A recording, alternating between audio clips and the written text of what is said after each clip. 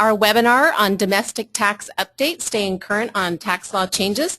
My name is Diane with Armanino McKenna, and I will be your moderator. Before I get started and introduce our speakers and today's learning objectives, I'd like to cover a few housekeeping tips. Today's session will be recorded and all phone lines are muted to ensure quality and courtesy to our speakers and to our participants. First, let's review your webinar pane. At the top right, you'll see an orange arrow. Click the arrow to expand the webinar pane to adjust your audio. You can also submit questions via the question feature on your screen and hit send there where the black arrow is. We'll capture your question and address as many as we can at the end of our presentation. Throughout the presentation, we encourage you to type your questions and our presenters will answer them. And secondly, we want you to have excellent audio quality. So please select the appropriate setting. On your webinar pane, there's a telephone mode, or you may select use mic and speaker mode to listen through your computer. We found this to be much better quality. And finally, if you'd like to receive your California CE for today's webinar, you'll need to use a personal computer and no PDAs and log into your own information and URL. Be logged into our software for at least 50 consecutive minutes within the scheduled time frame of the webinar, and actively respond to at least 75% of the polling questions, and at the end, complete an evaluation survey. Okay, so let's get started. We have two presenters today. Bob Cooney is a CPA with over 25 years providing state and local tax compliance and consulting services. He assists large and medium-sized public and private multi-state clients with strategic tax restructuring, transactional analysis, audit resolution, negotiations, and compliance in areas of income, franchise, and sales and use tax. He holds a bachelor's degree in business administration, finance, and accounting from University of St. Thomas at St. Paul, Minnesota. He's a member of the American Institute of CPAs and California Society of CPAs. Bob is licensed in both California and Minnesota. Thanks for joining us, Bob. We'll also hear from David Sordello. David is a partner in charge of Armanino McKenna's tax practice. He sits on the executive committee of the firm's and leads in strategy and growth. He spent more than 17 years with Deloitte, serving many of the firm's semiconductor software and internet technology companies. David specializes in compliance and consulting for complex tax and business issues of large and growing publicly held technology companies. His experience includes accounting for income taxes, Sarbanes-Oxley, mergers and acquisitions, accounting periods and methods, R&D tax credits, and tax audits. David, thanks for joining us today. Okay, so let's get started and review the learning objectives.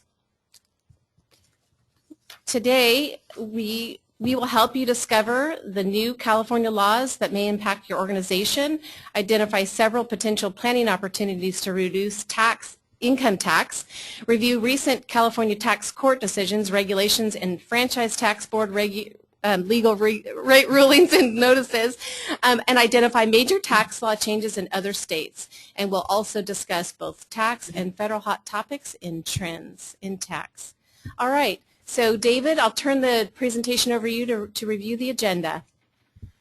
Thank you, Diana. So what we're going to try to do today is get everybody as current as possible and talk about specific issues that we're seeing clients of ours and companies that we deal with have to navigate through.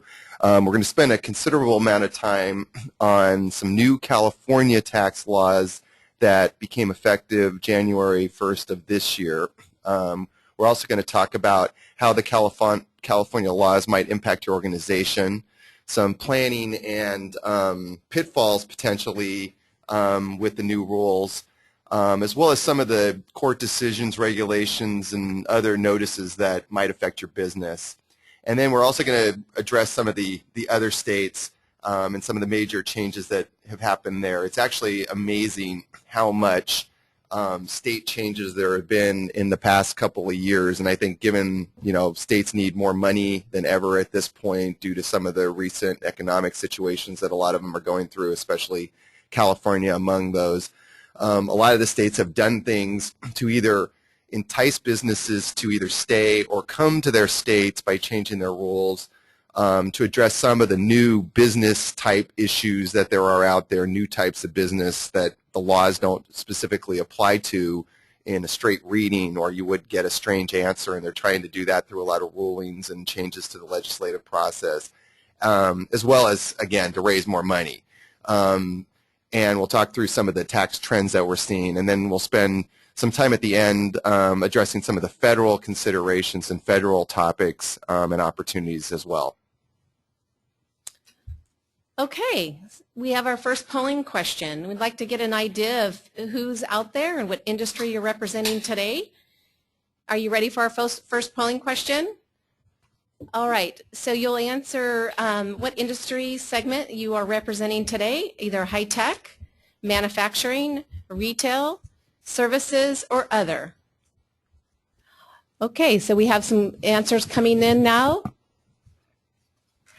Great. So remember, you need to answer at least 75% of our polling questions to get your CE today. Great, and you will not be judged on your answers. All right, you're doing well. Okay. We have a few more answers coming in now.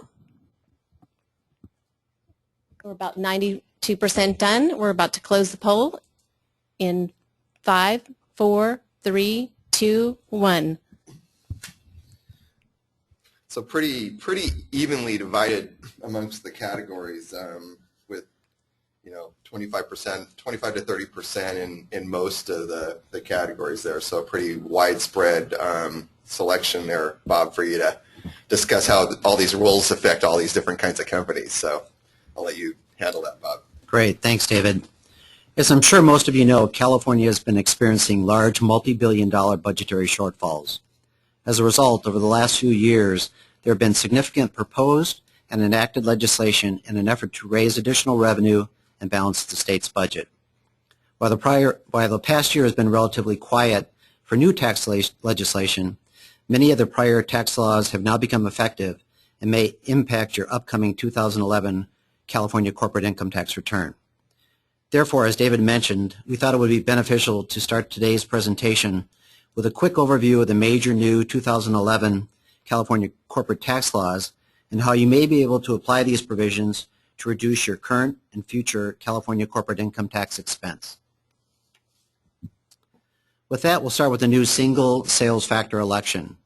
In a major change, beginning in 2011, most taxpayers will be allowed to make an annual election to use the single sales factor apportionment formula to apportion their business income in the state.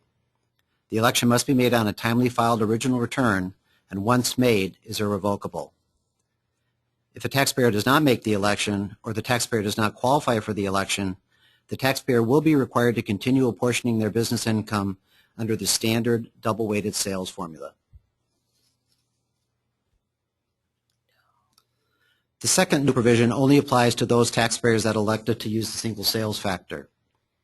Taxpayers that elect to use the single sales factor will be required to use market-based sourcing for sales other than the sales of tangible personal property. With this change, California moves in the direction of an increasing number of states that adopted market-based sourcing. However, taxpayers that do not elect to use the single sales factor